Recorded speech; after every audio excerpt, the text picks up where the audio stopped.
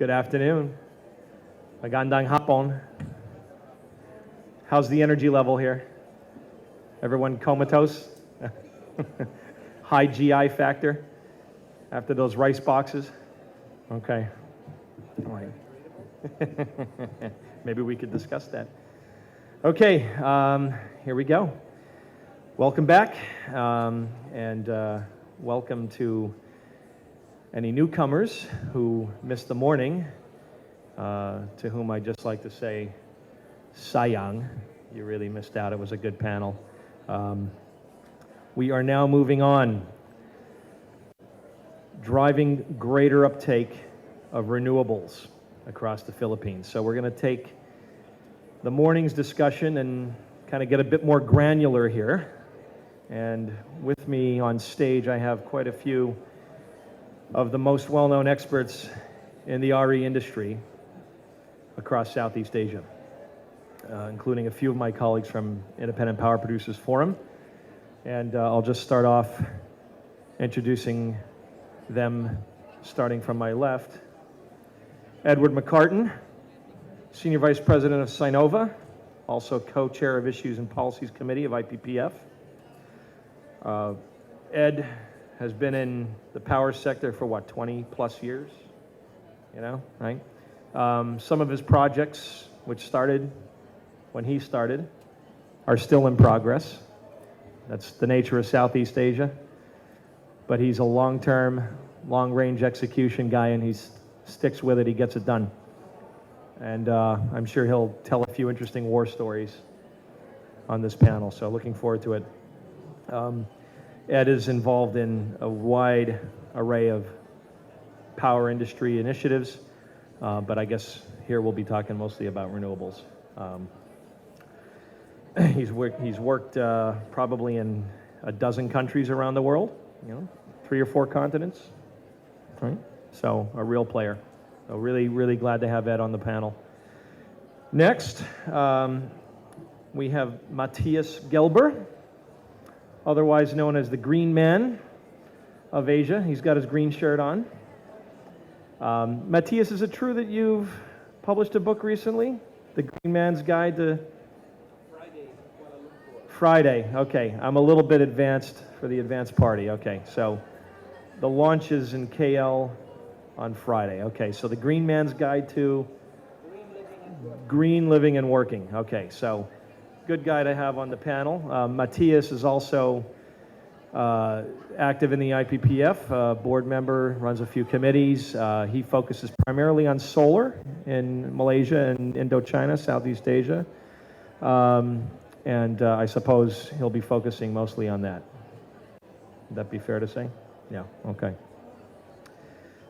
Mike Wootton, Langogan Power, founder and chairman.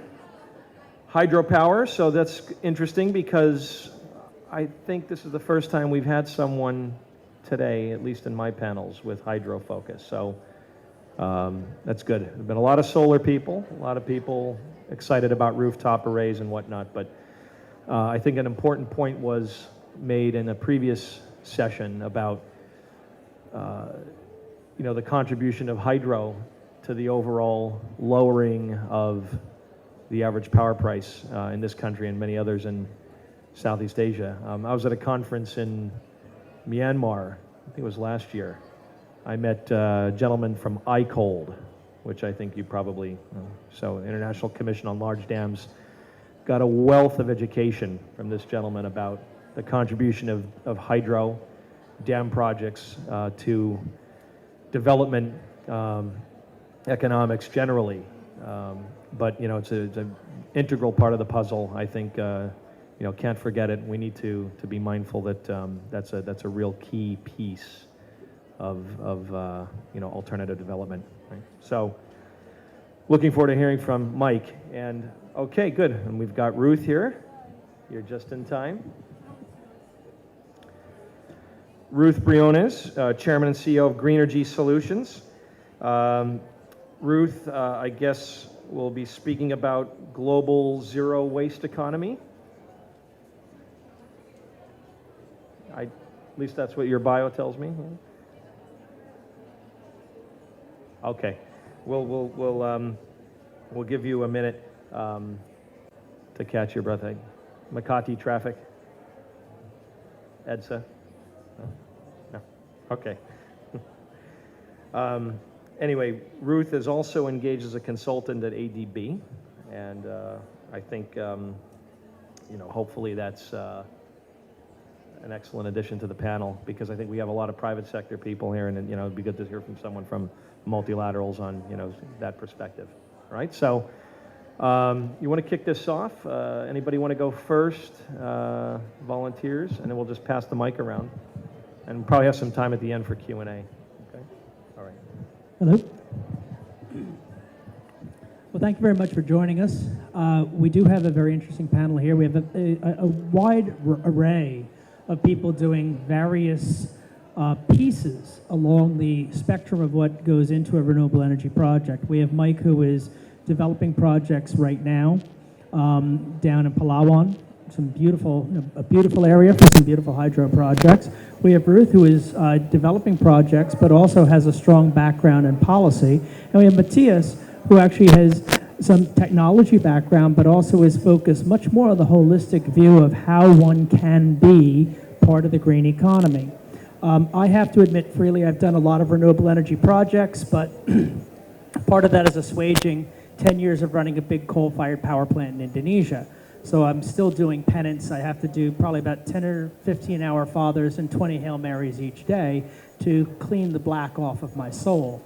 But generally, speaking about the Philippines and renewables, the Philippines has a robust renewable energy portfolio.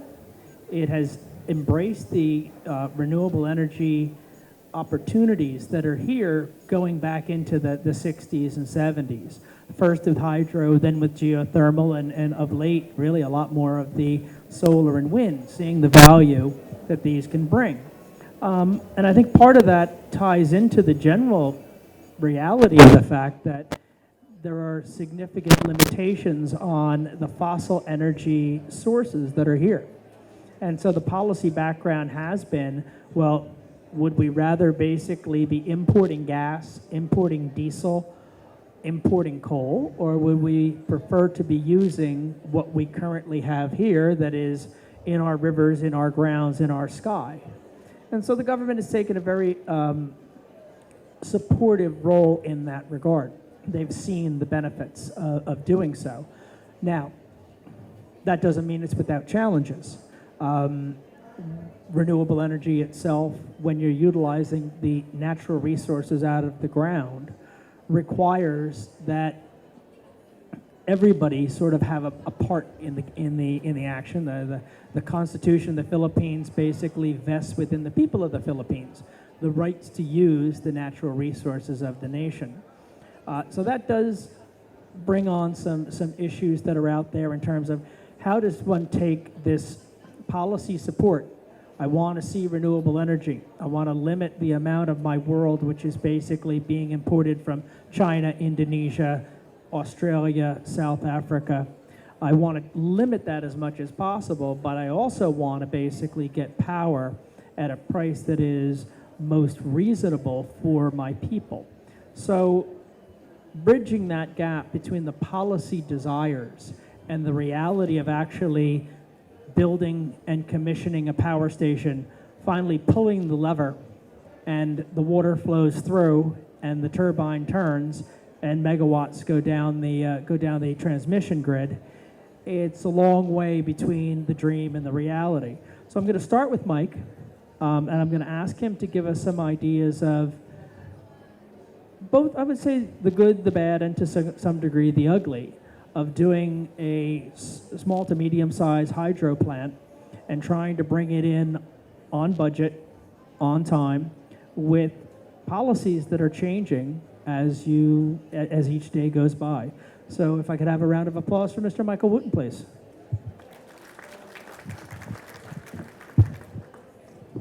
Well, that's a big question, of course. In all my working life, I have mostly been a person who does pre-development work rather than building things, although I have built a few things as well. And the pre-development challenges and the pre-development time with power development is often ignored, really, or not really taken account of. How long does it take to build a coal-fired power plant? 36 months or 48 months. Nobody thinks of the sort of 5 or 6 years beforehand, when people have been trying to get the permits and the approvals and sell the electricity and find the money to build the thing with. So it's a long process, as you say, a very long process. In the Philippines, because of the sort of unique and lovable nature of the Philippines, it tends to take a bit longer than it does in other places. And this is because there is quite a lot of bureaucracy, I think, that everybody would agree. And obtaining permits and approvals is a long and painful process quite often. So renewables is indeed encouraged from a policy perspective. There is no question about that. There is a law that which is based on that very policy, and the law is quite well written. But the reality of actually trying to implement these projects at the expense of fossil fuel, for example, is that it's quite challenging. not for the faint-hearted. So far as the overall Philippines energy situation is concerned, it will be a long time before coal becomes less than the number one fuel for power in the Philippines, simply because after Malampaya gas, there is not much else in the way of indigenous resources to power anything, and I doubt that the Philippines will get round to doing nuclear development. So coal is here to stay. Renewables are much wanted and much pushed, but you need a lot of determined people with big pockets to make it work well, and we just hope that we can make it work.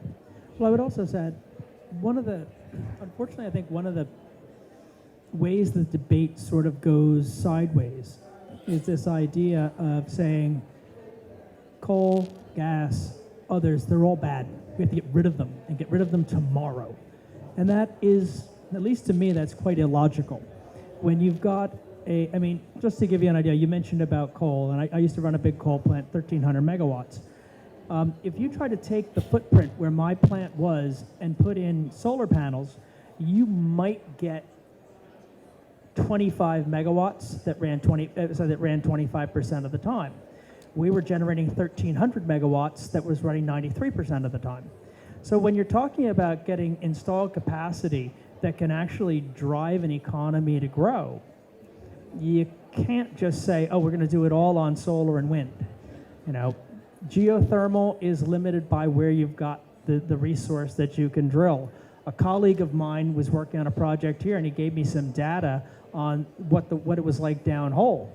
And I said, even though it's in the Philippines, which has excellent resource, this was just going to be a deadly well to try to drill and to run. So it's important to continue to increase the quantum of renewables that are here, but you've also got to kind of look at how do they fit into an overall package that makes sense. Our hydro here, by and large, is seasonal. It's monsoonal. I remember when we were building a hydro plant up in Nueva Ecija, in the dry season, they planked over the reservoir, and we just drove all the equipment across the reservoir. It saved us about 5 hours to move equipment across. So these are pieces that need to be taken into account when one is saying, let's put together a policy that makes some sense.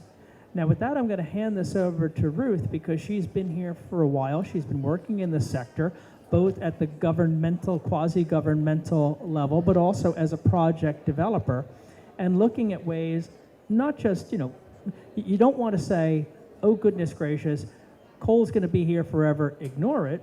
The right answer is, how do we increase renewables? How can we make sure that we're getting more of that into the grid?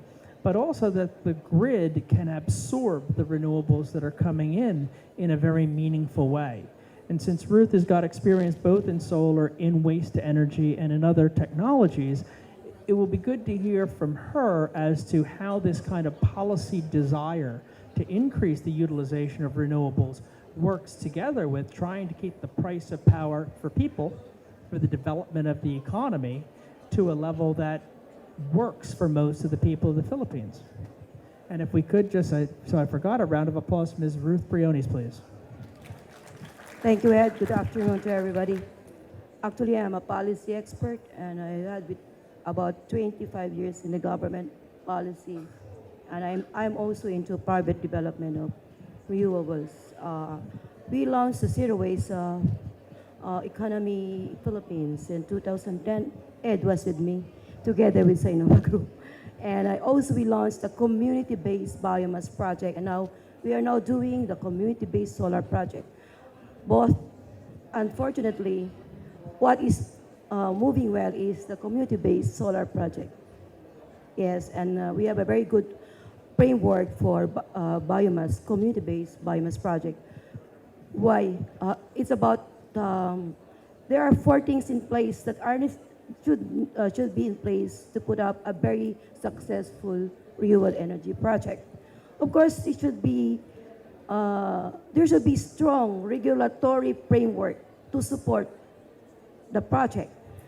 There should be the policy regulators supporting this particular project should be strengthened, are in place. Second, identifying also the stakeholders. Third, of course, feed-in tariff together with some other incentives under the RE law, and also infrastructure requirement.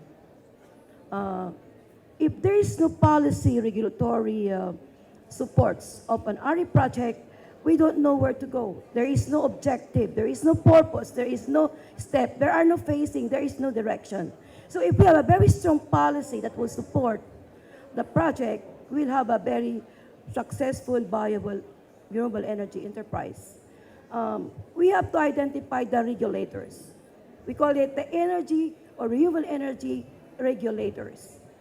This pertains to one, sale of electricity, investment opportunities, foreign investment, of course, that is important, and the participation of a lot of stakeholders. For waste to energy, I'll be talking the next panel about, especially, I think I will not be talking much on waste to energy because the next panel, and fortunately, I'll be a part of that panel too. But with my experience in development, there were a lot of issues along the way. There's a lot of people, a lot of offices involved, a lot of stakeholders involved. That caused the delay for RE project. Also, we have to count days, time, paperwork on how to complete the whole development process. We have a lot of laws, of course, supports in place. But then, Ed, we are still fighting for the right, as developer, the best policy that will support the renewable energy development and the whole process of RE development, commissioning, installation, and everything. So, but I would say RE in the Philippines should be well supported by strong policy, and we have to involve a lot of stakeholders also, and very good infrastructure supports. And that can't be forgotten. When you put a power station in with very few exceptions, especially in a place like the Philippines, it's not like there aren't going to be people around. You have to look at the local community to see what the benefits are to them as well as to the central government. One of the issues with a policy that says a lot up front but doesn't give the breadth so that you can understand it is that it extends the time scale to develop a project. We all want renewable energy. We want it tomorrow afternoon, today if you can do it. But a project takes a long period of time to go from the beginning until those first few megawatts come out. The longer that you, or the least, the less decisive policy that you have, the harder it is to develop that, or at least to decide you want to be in or you want to be out. Again, hearkening back to Indonesia, I remember after the financial crisis, the Indonesians said, well, all we need to do is give you a very clear policy and you'll start building plants. And then they promptly adopted a very clear policy that no one in his right mind would have developed a plant. So we said, well, it's good to have certainty, but it's also good to have a policy that's attractive. Because unlike most people, I mean, at least for me, the idea of knowing I'm going to lose money is seldom a really good, selling point in terms of telling my board of directors, no, give me $100 million, don't worry about it. So it is important to tie together what the local people need, to look at the policy and say, okay, this is what's good for the country, but also to come up with policies that are going to attract investment.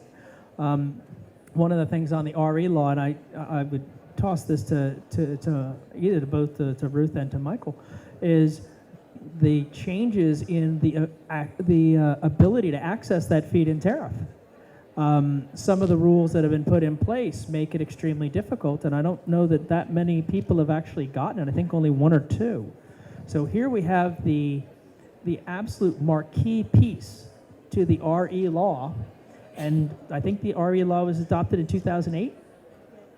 The first set of tariffs, indicative tariffs, were 2010. First service contract 2010.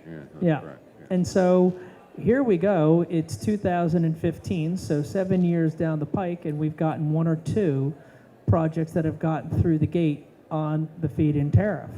So a lot of that came from not that the projects weren't good, not that the developers didn't know what they were doing, but rather that the rules on the feed-in tariff were changing. And so it's not so difficult to tap dance in quicksand. But again, your views, since you're actually developing a project, then we'll pass it over to Ruth, because she too is developing projects. Okay, talking about a feed-in tariff, as a lawyer, I look at the provisions of the area law. It says that there will be a feed-in tariff to provide priority to the grid, priority of payment, a lot of benefits and incentives under the feed-in tariff. But then there were policies that came out and approved that, okay, this is now the pricing, the selling price, and there's also the quota. But you have to compare that on the original law. There is no quota under RE law for its individual sources. And although the RER provides for the implementation of the feed-in tariff, but it doesn't say, okay, we have to have a quota. On this year, we have only 50 megawatt. On this year, we have only, on this biomass, we have only this. And then the developers were according to the DOE, there is a first come, first served ed. So, but then you cannot get your service contract without completing the requirements. You cannot get your operating contract without completing your permits. So, and there are other issues also, aside from the feed-in tariff issue, and especially in the implementation of the solar project, as before the commerciality states, before you get that very elusive renewable energy purchase agreement or the feed-in tariff. So we have to provide all these things, Ed. That not in order that you could get to the finish line. So policy support, I don't want to say something here because I'm a developer. I think that tying in with that is, yes, there are always going to be implementation regulations that give people the confidence that they can go and they can spend millions of dollars to actually develop a project. And as a developer, you unfortunately get caught in the middle of other regulations being pushed down the track. I have to admit, on our projects, we're not looking at the feed-in tariff at all. Our projects we're developing with bilateral contracts, purely because, probably in some regard, because our projects are a bit bigger than a number of the other waste-to-energy projects, but also because you keep looking and saying, I can't finance this.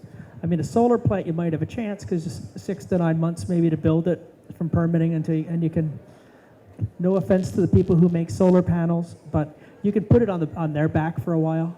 You pay them once you achieve financial close. They know they sell their panels at 6 months, everybody's happy. If I'm building a plant that takes 1.5 years, there's no way I'm going to get Caterpillar to say, don't worry, Ed, you don't have to pay me for a couple of years, I know you're good for it. So that is something that is a complexity where you don't have that kind of certainty. But going back to Michael in terms of trying to develop the hydros, which is, again, a slightly different animal. There are different ways you can develop them that accelerate it, but it's not always the easiest thing in the world to make people say, oh, that's going to work. The developing hydro is more difficult than developing most things, of course. And one of the main issues in hydro development is that you have exactly the same work to do for a 500 megawatt project as you do for a 5 megawatt project, and that is a problem in trying to encourage people to capture or provide hydropower in the sort of areas of smaller demand or utilize smaller potential rivers and hydropower. So that's a bit of a problem. The cost per megawatt of building a big hydro in the Philippines is about $2.5 million, I guess, per megawatt. The cost of building a small hydro in the Philippines, which you will see in a minute when I talk, is somewhere between $4 and $5 million per megawatt. And the reason for that is because you have to do the same pre-development work for the 5 or 500 megawatt. So it's a challenge, but there is a lot of hydro potential in the Philippines, no question about that. The DOE has 18 different, what they call large hydro projects, which I guess are more than about 60 or 70 megawatts. 18 large hydro projects which are scheduled to be contracted out to developers. And there are over 1,000 small hydro prospects which have already been identified, probably below 10 megawatts each. So there's a massive potential, no question about that. But it's a lot of work to do a hydro project. And of course, the thing about a hydro project is it is a location-specific development, right? You cannot put it anywhere. Wind is also a location-specific development, but perhaps not quite so location-specific as hydro, because you have to do it on a river and you have to have a head race and a penstock and things like that. You can't easily access many of these locations. You put wind farms on the top of hills, and that's difficult to get the turbines up the top of the pole. So that has challenges as well. But renewable energy, we are hostage to nature, so we can't do much about that. We have to go where it is. Trapping the forces of nature. That's the nature of our biz. Matthias, you come at this from a slightly different angle, a different view, a different hue, as it were, or the green hue. What do you have as some of the observations as you look at the Philippines, the green opportunities here, but also how they compare to other green opportunities within ASEAN? Yeah, thanks, Ed. I think I would like to first relate to the intro that Aaron made. Even though I'm associated with a solar company, my favorite form of electricity is the negawatt. The energy that we don't use, the energy that we save, not the megawatt, because that's the most economically efficient for the country and the most environmentally beneficial if we can save it. But that's obviously not necessarily the focus of power production. But coming back to Ed's question, I think the Philippines is an amazingly opportunistic and great opportunities are lying around everywhere for one specific reason. Just a little anecdote. 1.5 years ago, I was here for Christmas and New Year holiday visiting my friend. That's why I occasionally come into the Philippines. And I'm the least qualified here because I haven't done any projects in the Philippines, but I try and observe what's going on. I was interviewed by a Malaysian radio station for the new year because the electricity tariffs had just come up. And they said, how can you help our listeners save electricity? That's what people ask me in Malaysia because I'm the green man there, after we've had such a big raise of electricity prices. So I started off with saying, guys, to put things in context, I'm in Manila at the moment, and here the cost that my friend pays per kilowatt hour is twice as much or even more than what you are paying in Malaysia after the raise of the electricity price. So because of that market-driven price, you could do projects without feed-in tariff. In Malaysia, most of the solar installers have closed shop now because the feed-in tariff is finished. There is nothing for them to do anymore because there is very limited financial viability with an electricity price that is 4 pesos or less than that a kilowatt hour. You can't make that work commercially. Only if you do a bit of peak electricity demand and shaving, because that costs a lot more. Other than that, there is no business case. In the Philippines, there is a huge business case for renewables, for alternative, for micro. I think my first priority would be to look at getting rid of all of the bunker and diesel power generation in the country wherever feasible, because that comes at a huge price. I learned this morning about this, what is it? UEM, this Universal Charge for Missionary Electricity. Wow. UCME, I'd never heard about that before. And there's apparently a lot of money that you guys are paying as power consumers going into, you know, remote applications, and most of them are being done with expensive bunker and diesel genset. Yeah, maybe the upfront investment is not so high, and that is the problem with solar or with wind or with the other renewables. All the money comes up front. Then it comes down to financing. That seems to be a problem still in the Philippines, because that was the feedback I got from the people on the ground. There is interest in financing, but when you actually have a project, you know, to get it over the finish line is very, very difficult. And I heard there are even these green loan schemes, but they have in practice been proven to be even more complicated than the normal loans from the banks. So that hasn't helped either. So I think there's a huge potential in remote areas. 15 million people, I learned that as well this morning, that are not connected to the grid. But I'm asking myself the question, why is there not the same movement that we see in India and Bangladesh, where you have the small-scale entrepreneur in a village having his solar system with a battery, you know, powering other people's mobile phone, charging a little bit for it, getting the financing, becoming a green entrepreneur? That movement doesn't seem to be happening. I asked my friends, why is it not happening? He said, yeah, there were a lot of projects funded, but then maybe a lack of education, maybe people cutting corners, the television is running out, the battery is being drained, let's connect it directly, the battery gets totally drained, it's gone after 2 months. I have seen that in Malaysia as well.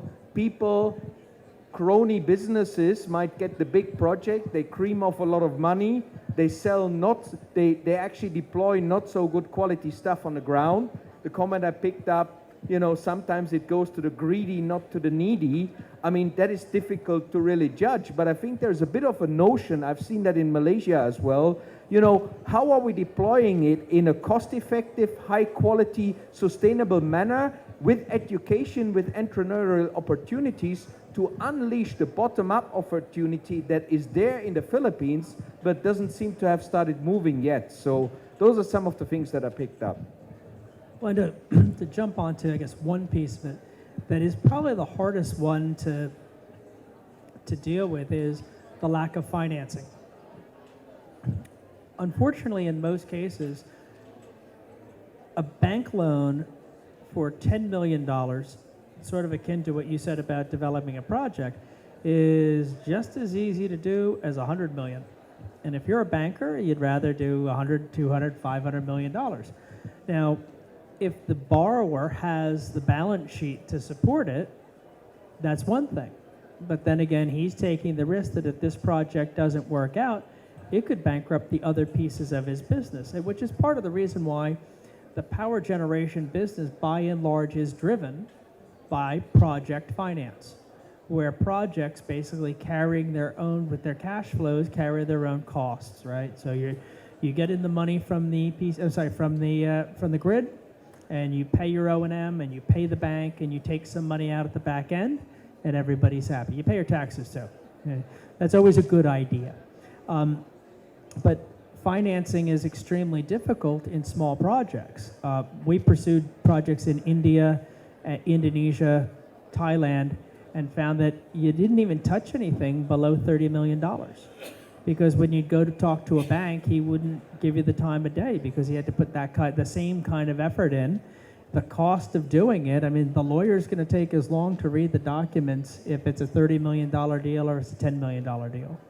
And so one of the things that would be somewhat useful would be more, shall we say, development-driven projects. Now, guys like the ADB, guys like the IFC, a lot of these groups are trying to do that, but they run into the exact same problem that the bankers do, is how many can one person do? How many can one banker physically get his head around to actually make that happen? And so you do get a bit of this, okay, well, we can't do a lot of small deals, so we'll jump into one big one.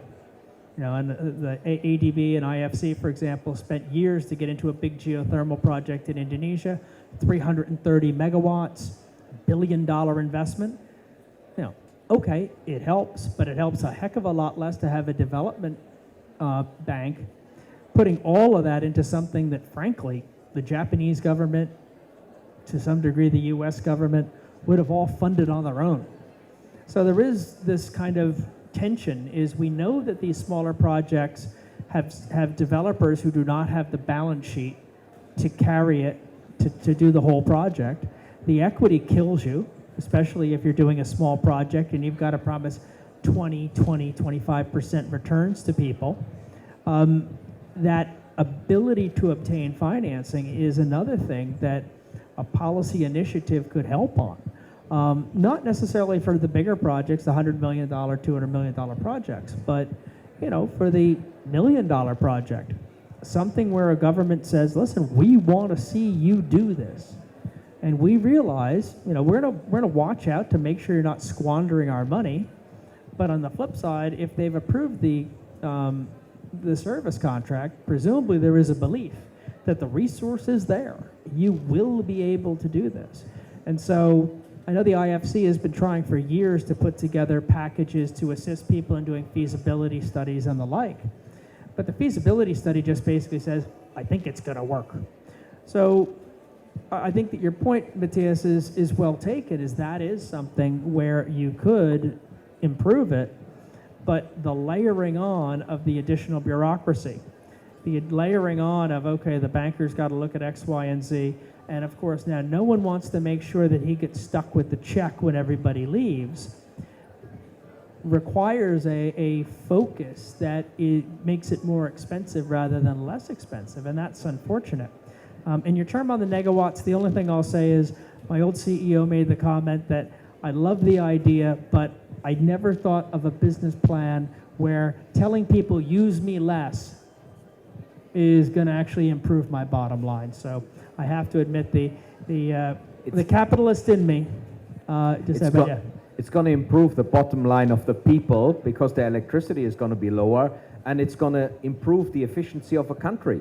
Because the more money you spend on power, I mean, if you, the kilowatt hours you need per $1,000 per GDP, the US is very wasteful in that sense, but it costs a lot of money.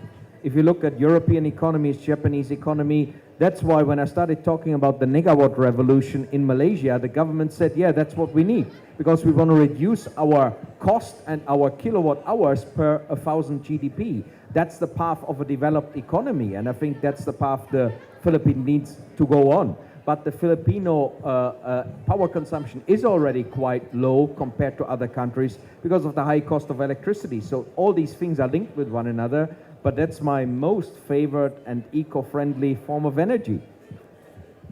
In addition to that, actually, accordingly, the Philippines has the highest cost of consumer price in electricity, the highest all over the world. But going back to issue on investment, there's a lot of funding agencies that are interested, or say investors coming to the Philippines. We have a very good environment for investors. All the incentives are in place, and we provide for RE project, the income taxation, value-added taxes, these are all waived, called privileges.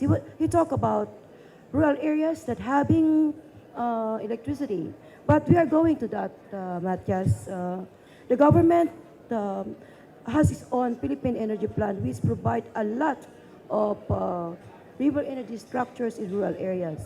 And I'm talking now as a NEDA consultant. So we have a good policy laws regarding renewable energy. And we are improving also our policy in the Philippines. And we are still in attracting investors for RE projects. We have the feed-in tariff rates that would attract, that would enhance investment and also provide investment security, especially, of course, solar, wind, and biomass. These are RE technologies that provide a lot of incentives to foreign investors. And also, we are trying also to look into the issue on equity participation of the foreign investors. That's why the Congress is now working on amending the Constitution when it comes to economic provision on the rights of foreign investors that would come in the Philippines. So I would tell here, as the only Filipino member of the panel, when it comes to renewable energy investment, we are still the best place in the region to invest.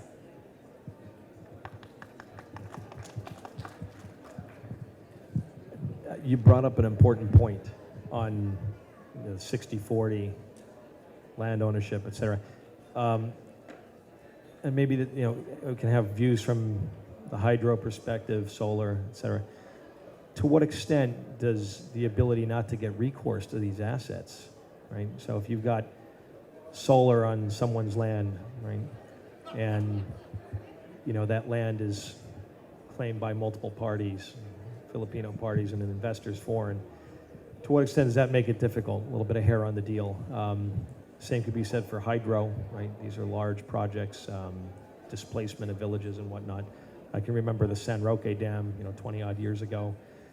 That was actually my first power project, working on the financing from New York, representing the Japanese banks and whatnot. A lot of sensitivity around those issues. So before there was Three Gorges, there was San Roque. People sort of forgot about that. That was a big, So maybe I could have views, and we could start with you, Ruth, and then go around. Yes, of course. You mentioned about the 40-60 thing, but then we developers as device scheme. So my investors are all coming from foreign countries. Like the first 100 megawatt solar project, it's German funded. So, but the 40-60 thing is in place. The Constitution does not prohibit management of 40-60. In fact, the Constitution provides you can have a 100% management under a registered corporation in the Philippines. Also, the law does not prohibit a foreign investor to take in 100% profit. It does not prohibit. There is no prohibiting. But as to the corporation, it should be 40-60. But it should not give so much alarm on the investor, because there are a lot of incentives. Also, the economic provision in the Constitution is now being studied in order to provide more benefits for the foreign investors. I'd like to just pick up on your point, Ed, about project financing. It's quite interesting. That project financing is not a well-developed thing in the Philippines, right? It is a neophyte approach to it, really. And that largely is because in the Philippines there are the business structure is such that there are a small number of groups who have lots and lots of money, and therefore those small number of groups don't need project financing. They will use their own balance sheets to finance development, and they look around wondering what they can invest in and what they can develop, and energy has been an area which they have historically not really taken much of an interest in. But now the Philippines big business is taking an interest in energy, and in some respects that's a good thing, and in some respects it's not a very good thing. So that will not help project financing develop for the sort of schemes that Ed was talking about, which are the non-mega schemes. You might get the Ayalas or the San Miguels doing 200 or 300 megawatt hydro projects, and they will fund it off their own balance sheet if they want. But it's much more difficult to introduce new entrant developers in the sort of the smaller end of things, which is 10 megawatts down. And of course, it's almost totally impossible for foreign developers to get too involved in renewable energy in the Philippines, because the 60-40 rule that governs Philippine business applies to the service contracts that you need for renewable energy. So foreign investment would always be at a 40% basis for any renewable energy. So that's a disincentive to foreign investors. But I think that if the Philippines wants to help make renewable energy go forward, it needs to do something about the sort of support for new entrant developers. I'm a new entrant developer, so clearly I want lots of support. But if the government can provide some sort of policy type support, beyond just saying in the RE law that the DBP and Land Bank are government finance institutes and they're supposed to help, they need to do something about the commercial bank arrangements, really, to help new entrant development. And I think that what it ties back to is none of these issues are Philippine-only issues. We saw this in Indonesia when they started pushing for small hydro. It's the exact same problem. And I think it is not uncommon that the smaller projects really do have to live off of somebody else's balance sheet. You can accrete a few of them, but it never really gets you there. So it is something that is a challenge, and it does require investors and or lenders who are willing to say, okay, this is something I want to see happen. But that's also difficult, akin to my comment about negawatts, is it's kind of difficult to say to the board of a private company, we all should do these projects at a 10% IRR because, why not? It'd be good for everybody. Whilst I like the idea, if I went to my board of directors and said that, they'd be asking me to, give up your ID, give up your business cards, leave your hand phone before you leave the office. These are things that if you're going to have a private sector developing things, you have to realize that private sectors do certain things. And one of those things they do is they look for a return.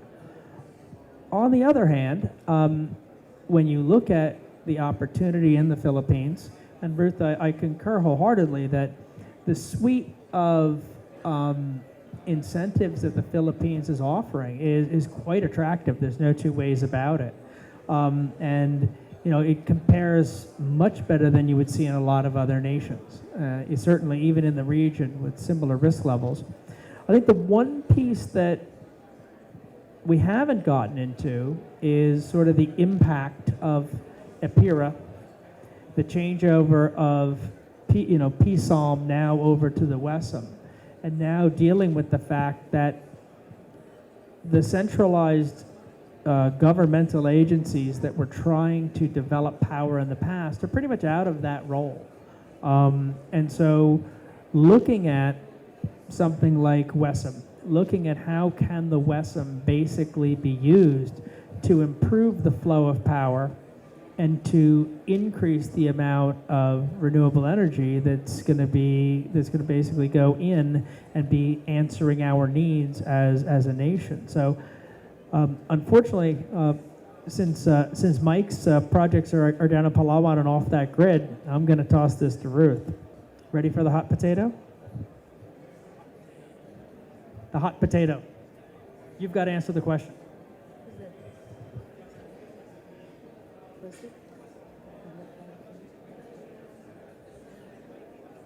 Well, wisdom is good, but we're still looking for the. We developers are still, if possible, we'll go to the feed-in, the utility feed-in tariff. Actually, not many investors are going to the wisdom, not many. So although there are 4 options for developers for its generated electricity, we are developers, but if possible, most investors want to be under the feed-in tariff, not on the wisdom, not under a PPA, not under a net metering. So it's not easy to attract investors under wisdom or under a PPA. That's our experiences. Well, I guess the other side to that, though, is, and I use the term WESM, I think, loosely to basically mean the competitive market. So obviously WESM, I believe anybody takes a look, the number is something 95% of all transactions that take place in the WESM are bilateral contracts. They're not spot sales. And that explains that no one wants to take those risks. But on the flip side, as you said, we'd like to stay with the FIT, but the FIT also says, oh goodness gracious, you need to commission before you get before you get your power purchase your service agreement. It's at whatever your peso rate is now for 20-25 years. You've got to be within the allocation to get that PPA. So in a lot of ways, you're putting yourself in this position where, okay, I don't want to go there to the WESM because then I might be competing with coal or gas or geothermal. But on the flip side, that leaves me with my only option is to pray to God that I'm fast enough getting my plant built that I'm within the allocation. And that I don't have a problem with, you start building and the guy whose land you're on says, hey, what are you doing? I didn't agree to this. Or you just have a landslide, your project takes 6 months longer and the allocation is gone.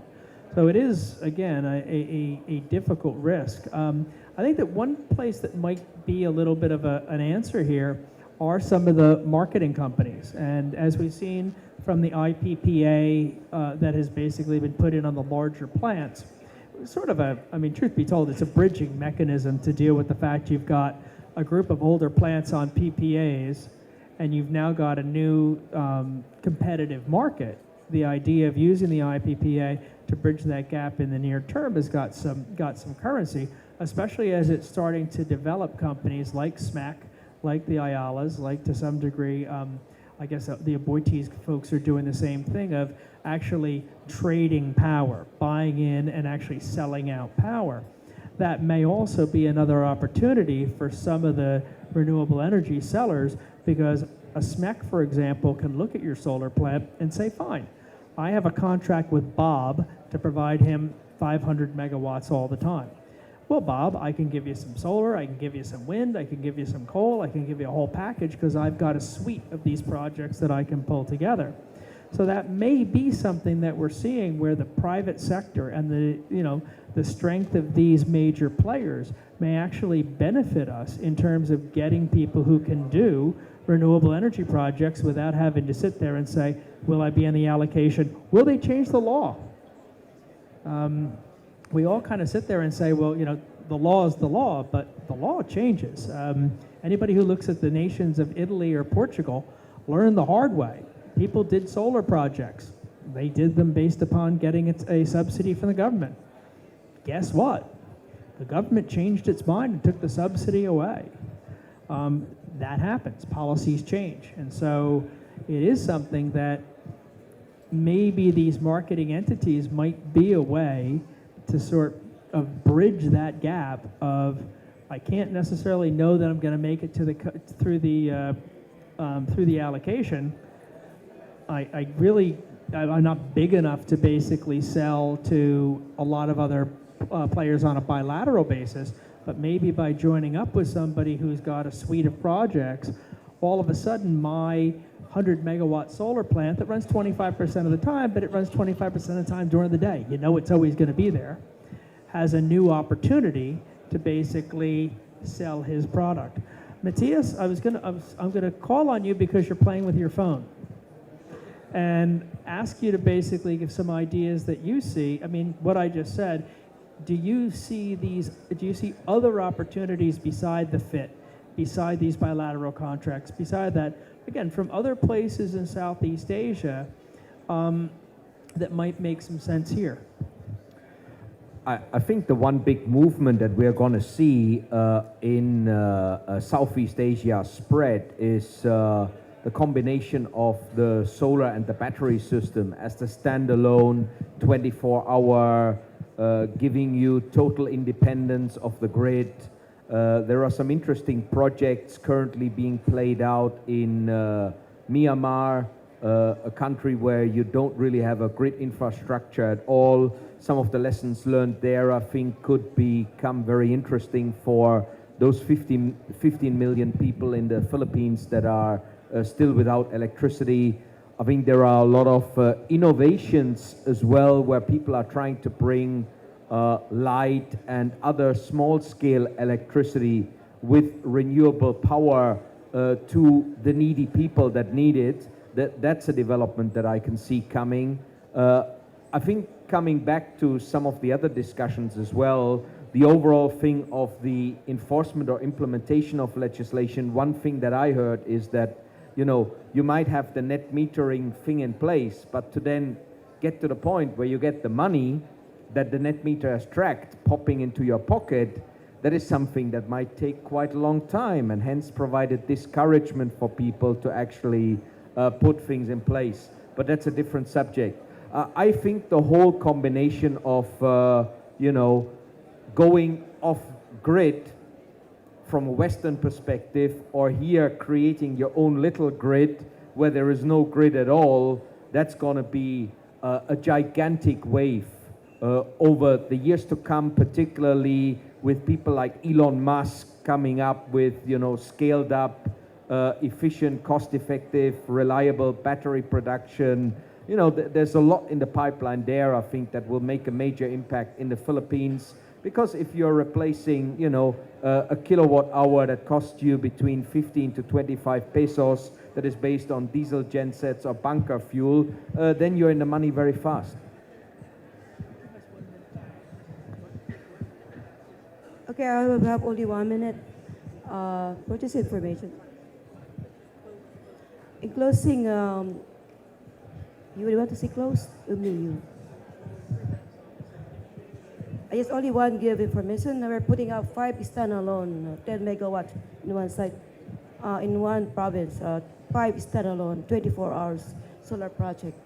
But yes, so I hope we could have it in operational by December. I didn't articulate that well, but Mike, I'm just saying we've got about 2.5 minutes to go here before you're going to basically give your piece. So in regard to this panel, would you like to just take a minute and kind of walk through what you see going on, what you see being some of the benefits, not to spoil your next presentation, but just again to sort of close out this panel. Sorry, I didn't. What did you want me to say? I didn't catch that, Ed. You want to give some closing remarks? Ah, right. I need 10 seconds. Yeah, you. I only need 10 seconds. Number 1, megawatt. Number 2, renewable. And then add some other megawatt on there. I'm on next, so I'll say my piece in a few minutes. You carry on. Okay, well then I'll take basically a little bit and then pass it back to Aaron. I want to thank our panel for their insights. It's not an easy question. If it was easy, everybody'd be doing it. You guys wouldn't be coming to conferences anymore. All you'd be doing is going out and getting projects signed up tomorrow afternoon, and we would all be, off to the races. But it is difficult. There's no two ways about it.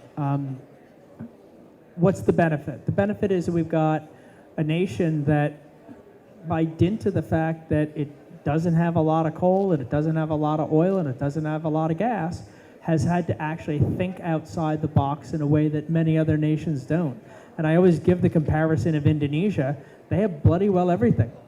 And the place continues to be a mess because there's always something else that if it's difficult to do something, you just say, oh, well, I won't do geothermal.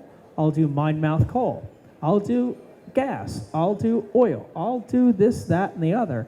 And here in the Philippines, instead, we've actually had to, and really, I shouldn't say we, the government really has had to put together a package that works for the Philippine people.